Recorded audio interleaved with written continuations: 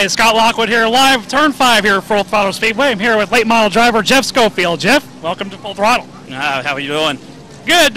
Tell me about your season so far. What kind of races have you run, and how have the year has been going for you so far through May? So far, so good. I actually got my son started out in the truck series this year over at Showtime Speedway, and he's right now 3 for 3. Same with us at the super late model over at Showtime, 3 for 3. So we're here to see if we can continue that streak we got going on right now with the late model with Kevin opening this place back up for us. Right. How's it been racing with your son this year? I mean, it's got to be kind of a new thing, huh? It's a blast. You know, it's more exciting than anything else I've done. So I'm waiting. It ain't much longer. He's putting pressure on me now. So I figure by next year I'll just be a backseat driver and crew chiefing for him. Right. Will we see him in this car at some point this year at all, or one like it? Yeah, he's ready. We talked about it the other day. He's actually ready to do some testing. So my seat's a little big for him. So we'll have to get him a little bit littler seat, put it in there, and we're definitely going to get a shakedown with it. Wayne just put his kid Ricky in one, and he practiced real well with his. So we're trying to keep them together. Got a little mission going. We know you've been around the late models here quite a while. So just tell me some of your best memories and what's going on in the late models here in Florida.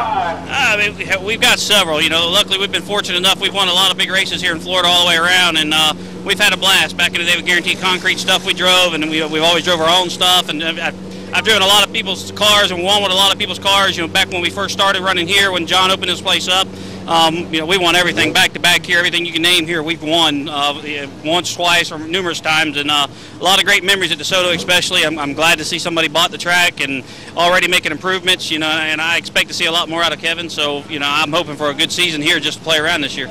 Have you been on the track yet at all today with the improvements they've made, or are you waiting to get out for later on hot laps? Yes, sir. Yeah, we actually came last week, did a little testing, and overall, I mean, like I said, he's definitely made improvements already. A lot more to go. I mean, the track was kind of ran down, let go a little bit. You know, so it's going to take him a little bit of time, but he's already on a great road to recovery. Right. Tell me about some of the sponsors you have on this car and the guys that you have helping you out. Yeah, we got Choo Choo Lawn Equipment on here. That's actually my dad's business. He's been with me, you know, hand and fist through all this stuff. And James Carter's back on here a little bit for here because he's out of here in Paris, I believe. James Carter Attorney Services out of. And then we got Earthscapes on there and a few local sponsors. And then got Progressive Motors. You know, he's I can't say a sponsor, but he definitely makes us, you know, perform for us. If it wasn't for him, we wouldn't be doing this. How about this race car itself? You got a lot of wins in this car? Or? This is one actually we bought from Joe Boyd. This will actually be the first race on it for us. We just put it together over the winter time and got it from him, and so far it feels really good. It's pretty fast. Got the Ford in it from Progressive, so we got plenty of horsepower in it, and we'll see what we can do tonight.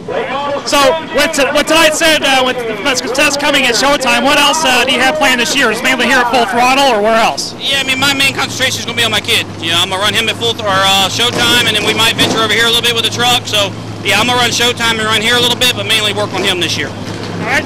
With Jeff Schofield, I'm Scott Lockwood here, live on Turn 5, Full Throttle Speedway. Appreciate it. Thank you.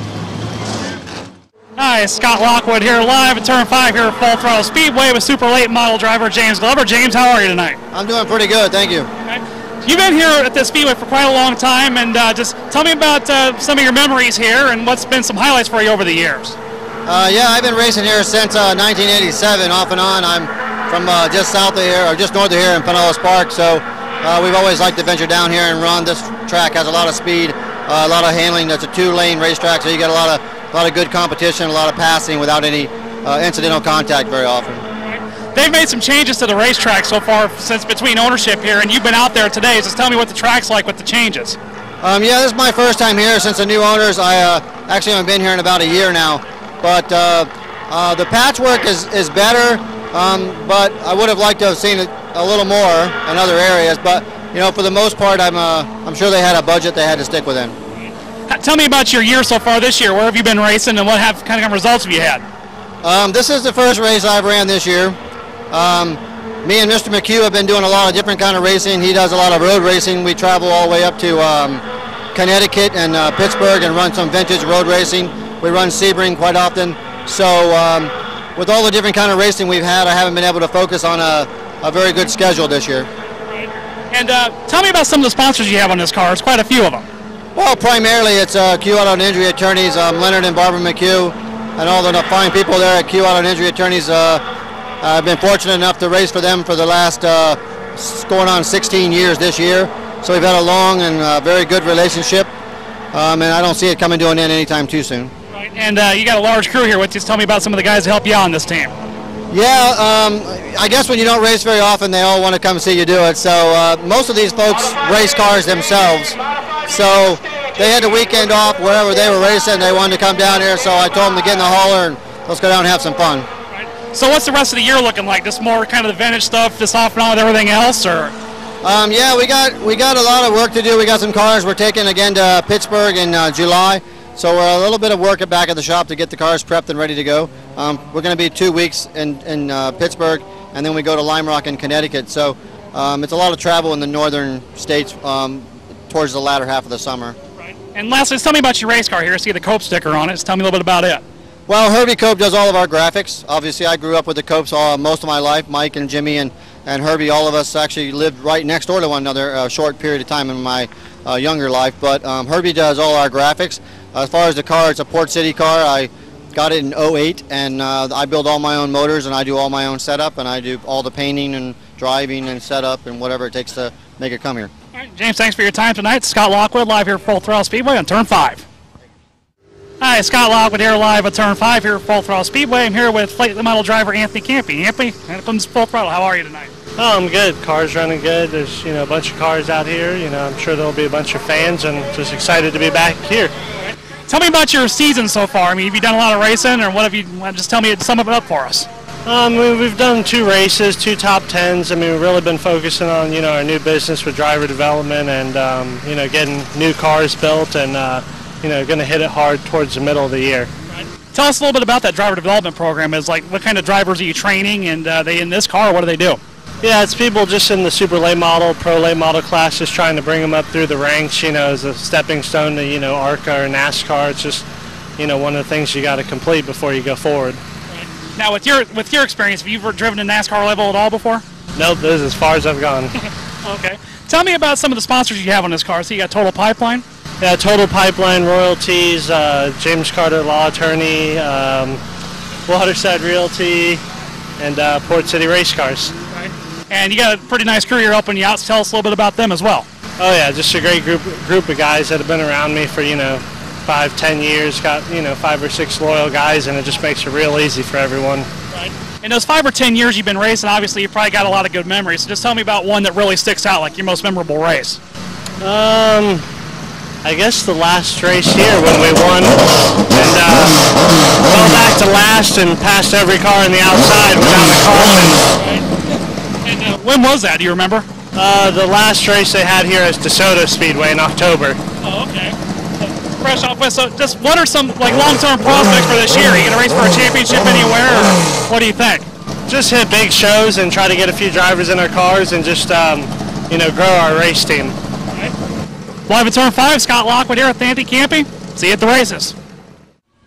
It's Scott Lockwood here live on Turn 5 here at Full Throttle Speedway. We've got a couple of special guests here tonight. We're with Kim and Stephanie. We're a couple of bartenders here at the Speedway, just introducing some extra, support staff around here. And first, tell me a little bit about, some stuff you see here and what goes on here every night. I mean, people have a really good time. Everybody loves the new facilities. The racing's awesome. The fans are awesome. It's been really busy. Right. And you guys probably obviously see a bunch of crazy things or some strange people or whatever during the night. So both of you, just tell me a little bit. It's like an unusual story. We'll start with you. Just tell me something you've seen that's kind of memory. We had a guy walk around with no shoes, and he thought that was okay. How about you? I mean, that was a pretty good one. We just have a lot of diehard fans that they'll come after work covered in dirt and paint, and they won't go home and shower. They're here for the races. That's all they care about. So it's pretty cool. Right. So have you guys been doing this back here at this racetrack for a while? Is this your first time doing it back for this year, or just tell me about that? For the new owners, yes. This is our first time working for them. Okay. For you as well? And cold beer. You've got to come out and get some cold beer. Cold beer. Cold beer, for sure. Got it. Well, you guys heard that as well. If you guys come out to Full Throttle, come out here and see Kim and Stephanie. For Scott Lockwood here, live on Turn 5. See you at the races. Good Saturday night, another night of racing in the books. Welcome to Turn 5. I think I'm going to call it the Turn 5 bar from now on. See, is this how we're hanging out every Saturday night after the races down here? Been a good night of racing for some people, bad night of racing for some people, but all around it was a great night of racing for everybody and all the fans out here at the Full Throttle Speedway. I'm your track announcer, Racing Jason.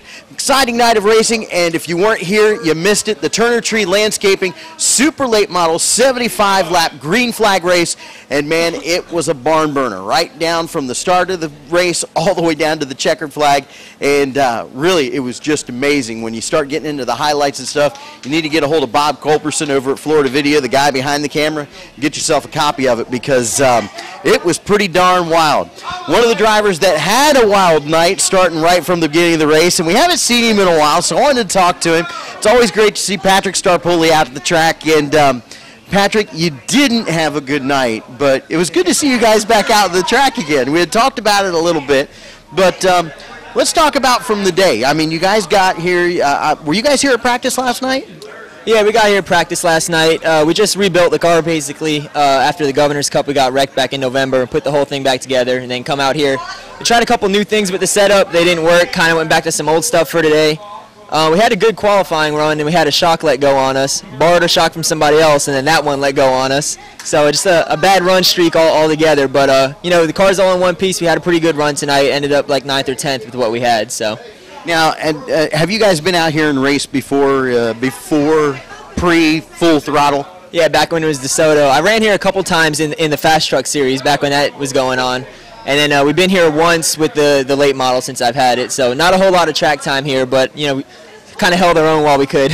Yeah, and, you know, and that's one of the things I kind of wanted to segue into was you had been here, you raced on the other track, and now one of the things we've been talking about is the track not having too much grip down there where the new patches and everything were on the track.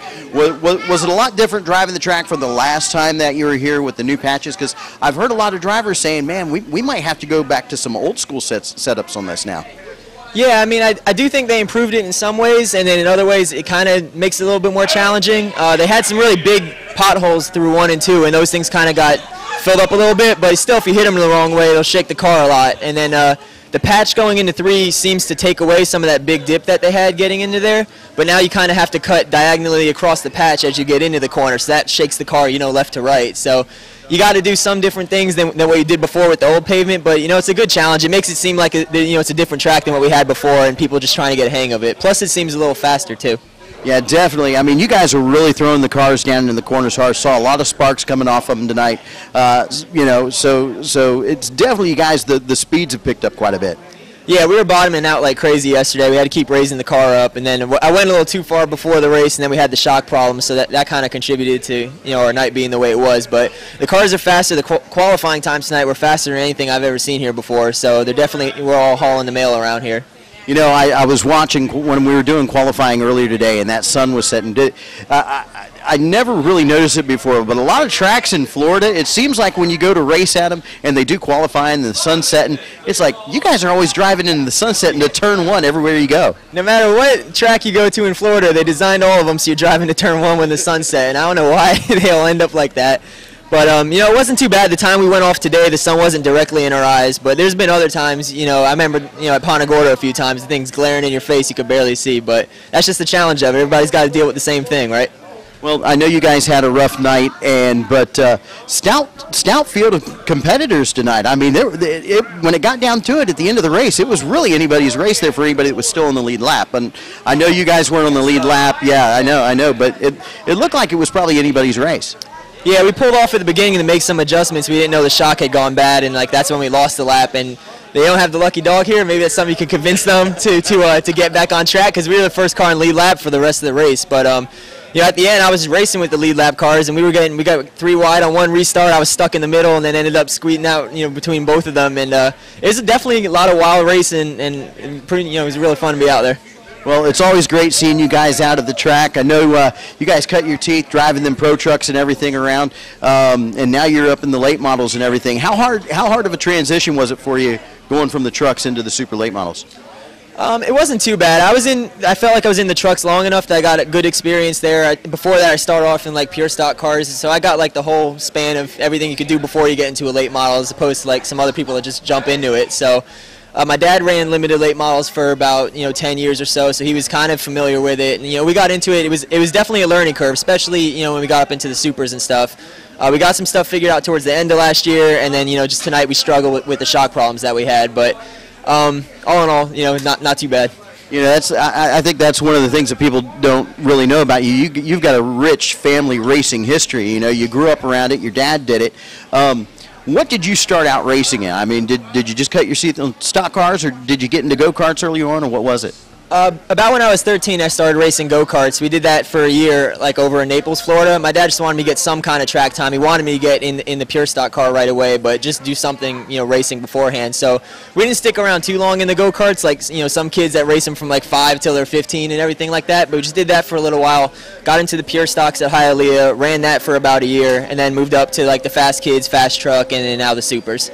Well, it's always good to see you out here. Anybody you want to thank that helps you get here out at the races? Yeah, definitely. I was going to get that in case you didn't ask. We'll get them all in there. Yeah. Well, first, I'm not done with you yet, but let's talk about the people that get you here. Yeah, well, I got to thank my dad. I mean, we spent the last basically 6 months thrashing on this thing because, we only got some of the weekends to work on it because I'm in school and he's busy with work and everything like that. And so without him, we wouldn't even be here tonight. My friend Anthony, we call him Casper because sometimes he don't show up to help on the car, but he's there when I need him.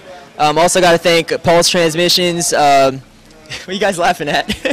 Picking Wildflowers. It's my mom's business. She helps us out. And, American Auto Electric, everybody that makes it possible, buys the tires and gets us here. So.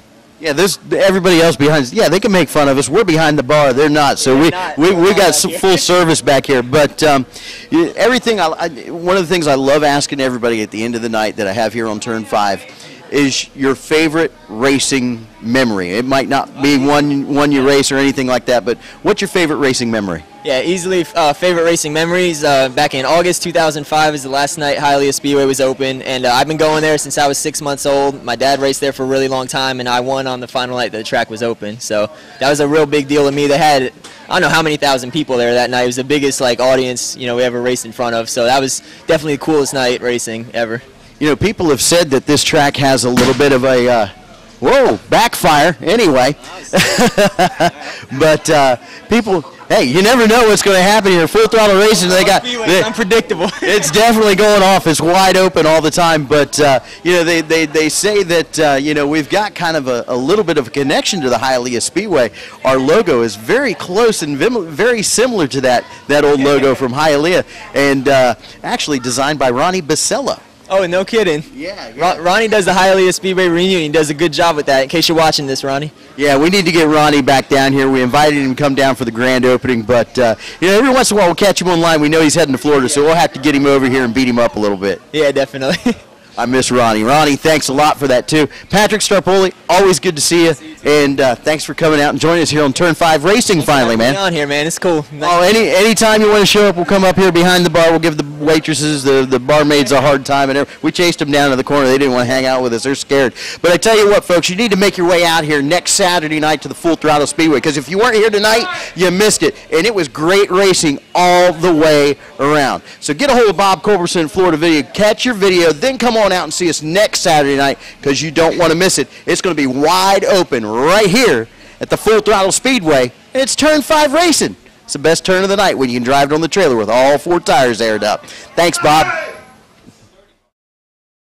Another Saturday night in the books at the Full Throttle Speedway, and if you were not here, you missed it. An exciting night of racing once again, and just having a good time all the way around. Hanging out here with me, the newest member of the Turn 5 crew, Scott Lockwood. Scott, I tell you what, thank you for coming out and hanging out with us, and thank you for coming up here on Saturday nights. It's been a lot of fun getting you on board with us, bud. Well, it's been a good time. It's been fun. It's been work, but it's been good. And how often do we get to do shows behind a bar anywhere, let alone at a racetrack? Well, how many shows can you do? You just go in, unscripted, just have a good time and see what plans. I mean, we had bombs going off earlier in the parking lot. Somebody was blowing up plastic bottles out there. These guys are over here yelling and hooping and hollering and having a good time and throwing some back with us. I mean, this is fun, man. I mean, it's been a long day out here. I mean, you've had guys out here putting them out here, God, 12 hours already today. They're just letting back, having a good time after an exciting night of racing. I mean, what else more can you ask?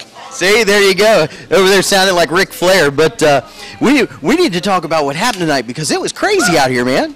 Oh, yeah, it was. I mean, you name it. I mean, the street stock race was wild. You had a little bit of controversy late in the late model race, and just name it, man. It was exciting all around. It was definitely wide open at Full Throttle Speedway. Yeah, that it was.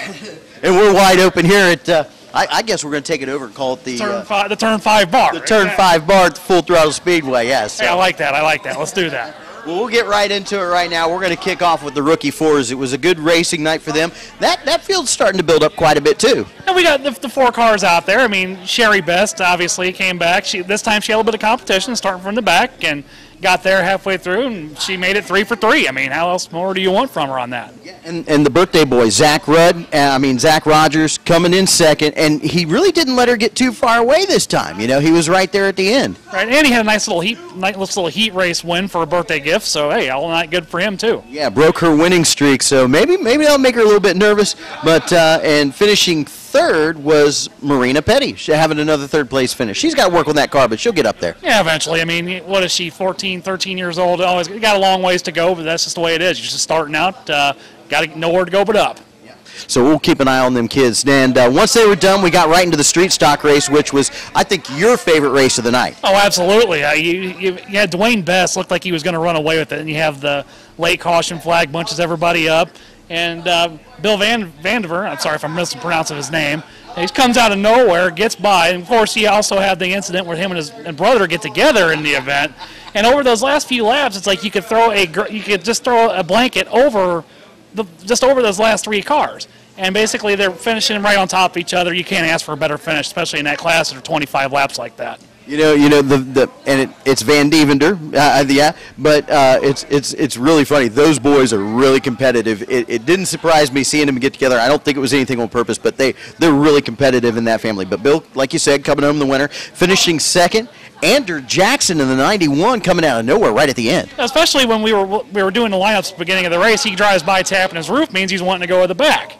And so I guess he just wanted some added challenge or something, was bored or whatever. And that car had some speed in it. I mean, he was fast in the heat race too, and he got taken out in the heat race. But hey, I mean, he come back and finish second, and after a night like that, this is a job well done right there. Oh yeah, Andrew Jackson finishing second, and third, Dwayne Best. We thought he had it locked up, but came in third. I mean, he's an icon at this track. His whole family is, and just looked like he was just going to keep cementing the legacy some more, and just didn't work out for him tonight.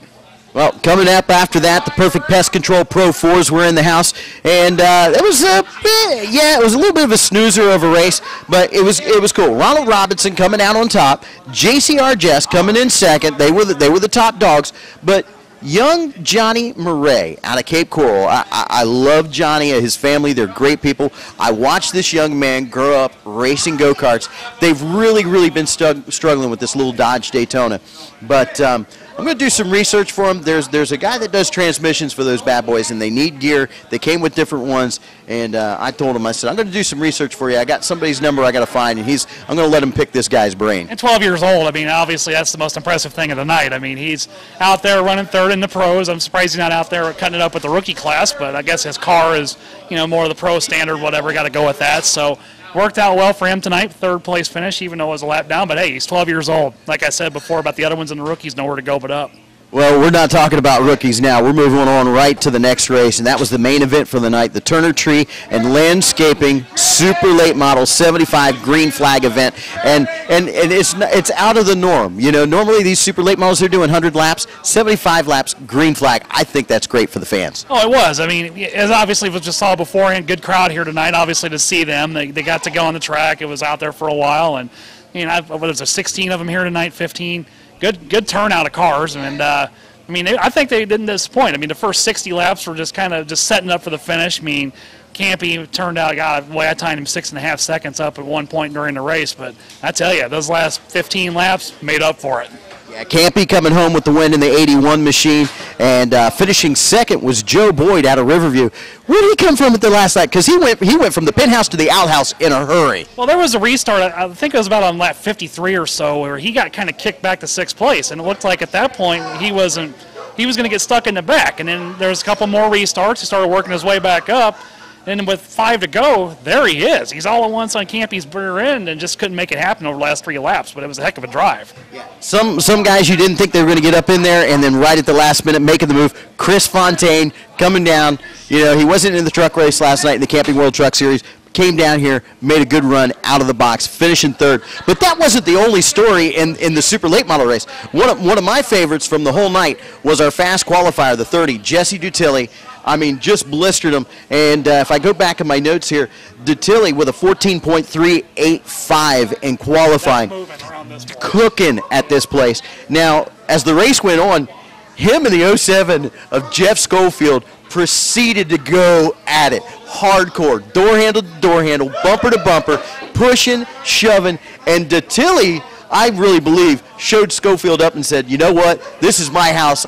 I've been racing here a long time. He had him flat sideways. Dutilli should have never saved that car several times, but he was right there. It was a great show. Oh, there was several times I thought both of them were going into the wall, and as Jeff spun it out with just a few laps to go, and then once I guess they had some contact, and after that, I mean, Jesse ran top 2, 3 all night long, and over the last restart just dropped. I think he finished 6th or 7th when it was all said and done, but nowhere near an indicator on how good his car was tonight. But sometimes, as we know in this business, that's racing. Yeah, and I tell you what, folks, if you weren't here for that super late model race, you missed it. It was absolutely crazy. There was a lot of stuff going on. So the super late models were in the books. I want to thank Turner Tree Landscaping for coming on board with the super late models. It was a lot of fun.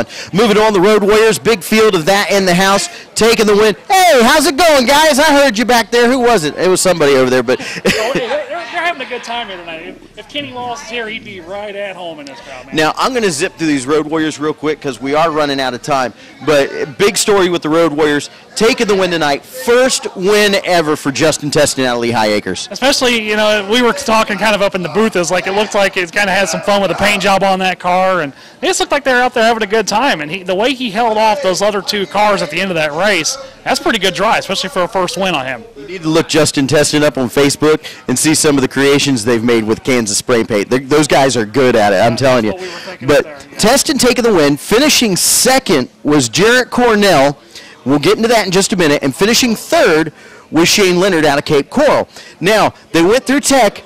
Jarrett Cornell, shame, DQ'd roller rockers in that car from what I heard. So, yeah, Jarrett Cornell had to take it. That's tough because he's been doing really good. So that moves Shane Leonard up to second, and finishing third was the 33 of Chris Loney. So tough break for Cornell, but it pay to play or whatever. If you're gonna do it, hey. You just got to throw your hands up and say, okay, yeah, I got caught. I'll come back next week and have a better run. Yeah. The Outlaw Modifieds are in the house. I love seeing those guys out here. Very crazy race right in the beginning. Yeah, there was a lot of action there, and then you had a couple incidents in the race, too. I mean, your pole sitter was leading. I'm trying to, if I remember his name here, Robert Campbell was leading, and he had an axle break, and it was pirouetting down in turn 4. Scary crash. Yeah, and everybody was on top of him. I can't believe nobody hit him. Bob Culberson, Florida Video, had that all in there. And taking the win, Cliff Willem out of North Carolina getting the job done. Finishing second, Kyle Rice out of LaBelle. Third was King Campbell out of Tampa. Great run for all those open wheel modified drivers. Yeah, exactly. I mean, there was another scary incident in that race too, but luckily everybody was okay. Yeah, everybody came away clean with that. I mean, broken race cars, broken hearts, but they'll get into it. Last race of the night, the modified minis. It was great seeing them back out here at the Full Throttle Speedway.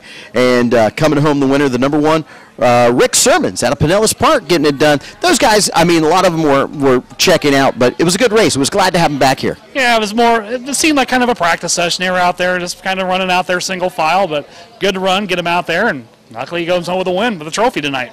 Definitely new track for all of them, so they've cut their teeth. It's a new track for them. They'll be back. Great racing. Finishing second, Tom Zimmerman out of Largo, and third, Mr. Dave Davis out of Bradenton. Great run for all of them. Yes, exactly right.